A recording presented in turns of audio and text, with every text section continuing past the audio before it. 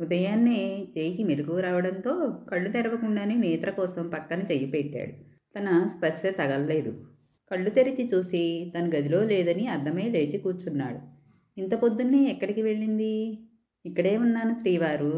నవ్వుతూ కాఫీ కప్తో దగ్గరికి వచ్చి కూర్చుంది. జై తన్నే చూస్తూ ఉండిపోయాడు.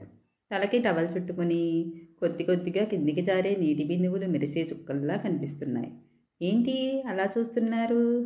రోజు రోజుకి నీ అందం రెట్టింపు అవుతుంది నేత్ర. ఎంత ముద్దొస్తున్నావో. ముందుకు వంగి నేత్ర పెదవులు అందుకున్నాడు. జైని దూరంగా తోసి కోపంగా చూసింది. మిమ్మల్ని అసలు రాత్రంతా చేసిన జాగారం సరిపోలేదా?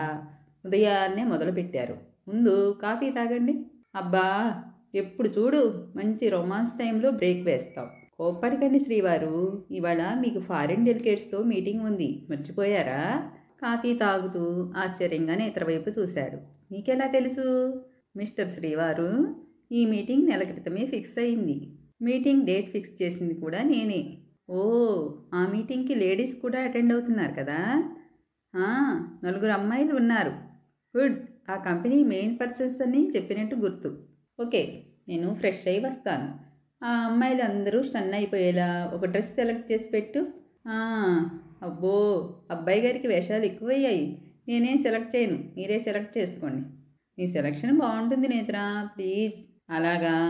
అయితే ఏమీ వేసుకోకుండా టవల్తోనే వెళ్ళండి. స్టన్ అవడం ఏం కర్మ, ఏకంగా కళ్ళు తిరిగే పడతారు. నిజంగానే వెళ్ళమంటావా? కోపంగా జై కాలర్ పట్టుకుని తన వైపు లాక్కుంది. మీద పడేవాడే, కానీ చెయ్యి బెడ్ మీద అని బ్యాలెన్స్ చేసుకున్నాడు. చంపేస్తాను. మీ మీద, మీ బాడీ మీద ఫుల్ రైట్స్ నావే. నేను తప్ప ఇంకెవరూ మిమ్మల్ని అలా చూడకూడదు. అర్థమైందా? నేత్ర కళ్ళల్లో కోపం చూస్తుంటే ముచ్చటగా ఉంది జైకి. నవ్వుకుంటూ కోపంతో ముడుచుకున్న పెదవుల మీద ముద్దు పెట్టాడు. ఆ ముద్దుతో అప్పటి వరకు ఉన్న కోపం ఎగిరిపోయి సిగ్గు ముంచుకొచ్చింది. జై కాలర్ వదిలి సిగ్గుపడుతూ తలదించుకుని నవ్వుకుంది. నా బాడీ మీద ఫుల్ రైట్స్ నీవే, కానీ ఈ బాడీని వాళ్ళెవరూ చూడకూడదు అంటే డ్రెస్ కావాలి కదా. సో నువ్వు డ్రెస్ తీసి పెట్టు, నేను స్నానం చేసి వస్తాను. ఓకేనా? ఓకే. తన నుదుటి మీద ముద్దు పెట్టి నవ్వుతూ వాష్రూమ్లోకి వెళ్ళిపోయాడు. నేత్ర డ్రెస్ తీసి బెడ్ మీద పెట్టి బయటికి వచ్చింది.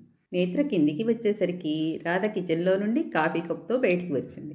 అత్తమ్మ లేచారా? కాఫీ మామయ్య గారికా? సరే సరే వెళ్ళండి. రాధ నవ్వుకుంటూ గదిలోకి వచ్చింది. కృష్ణ ఫోన్ మాట్లాడుతున్నాడు. రాధ రాగానే ఫోన్ కట్ చేసి నవ్వుతూ తన వైపు చూశాడు. ఏంటి కృష్ణ, ఏదైనా సమస్య? అదేం లేదు, మా బంధువులు కూతురికి పెళ్లి చేయాల్సిన టైంలో నువ్వు పెళ్లి చేసుకోవడం ఏంటి అని ఫోన్ చేసి అడుగుతున్నారు. రాధ మౌనంగా తలదించుకుని ఉండిపోయింది. నువ్వు ఫీల్ అవ్వకు రాధా.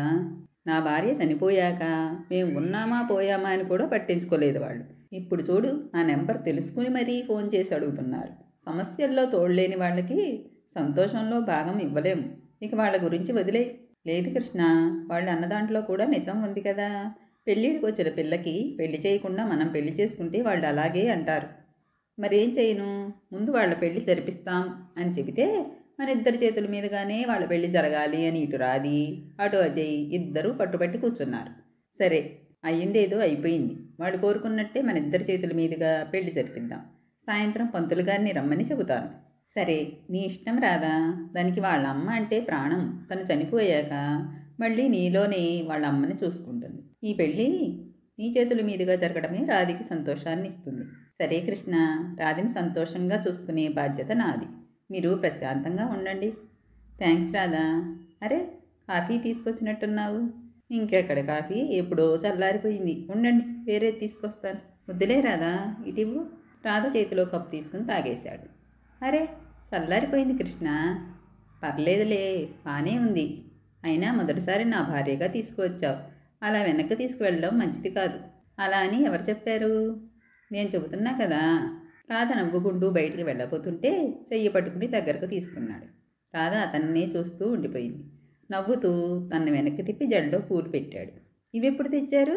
ఉదయం బయటికి వెళ్ళినప్పుడు తీసుకువచ్చాను. పూలు పెట్టి రాధని తన వైపు తిప్పుకున్నాడు.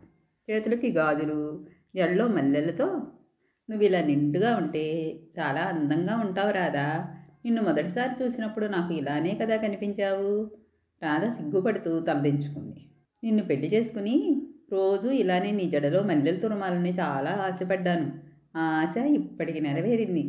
రాధకి ఒక్కసారిగా కళ్ళల్లో నీళ్లు తిరిగాయి. ఏడుస్తూ కృష్ణని హత్తుకుంది. ఏయ్, ఏంటిది? ఏమైంది రాధా? ఏం లేదు. అప్పుడు మీతో ఊహించుకున్న జీవితం ఒక్కసారిగా కుప్పకూలిపోయేసరికి అంతా శూన్యంగా అనిపించింది. ఆ తర్వాత బావతో పెళ్ళి. మా నాన్న ఇష్టానికి ఒక మరబొమ్మలానే తల వంచాను. మనసు లేని పెళ్ళి నిలబడదని మా నాన్నకు తెలియడానికి చాలా తక్కువ సమయమే పట్టింది. నిన్ను ఒక విషయం అడుగుతాను, తప్పుగా అనుకోవు కదా? పర్లేదు, అడగండి. మొన్న ఒకసారి మంజుల ఎదురుపడినప్పుడు ఒక విషయం చెప్పింది రాదా.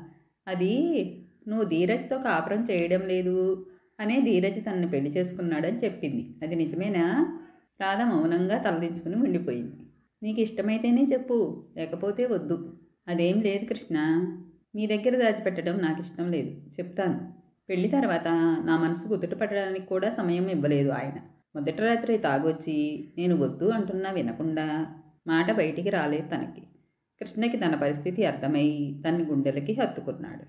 చాలాసేపు మౌనంగా ఏడుస్తూ ఉండిపోయింది. కృష్ణ తన తల నిమురుతూ ఓదార్చాడు. చాలా భయం వేసింది కృష్ణ. నేను ఏడుస్తున్నా కాపాడడానికి ఇంట్లో ఎవరూ రాలేదు. ఆ రాత్రంతా నరకం చూపించాడు కృష్ణ. రాధా, ప్లీజ్ ఏడవకు. తన కన్నీళ్లు తుడుస్తూ బాధగా తన వైపు చూశాడు. భరించలేని నొప్పితో ఎప్పుడు స్పృహ తప్పానో కూడా నాకు తెలియదు. నేను కళ్ళు తెరిచేసరికి హాస్పిటల్లో ఉన్నాను. నా పరిస్థితి చూసి అమ్మ భయపడి మా ఇంటికి తీసుకెళ్ళింది.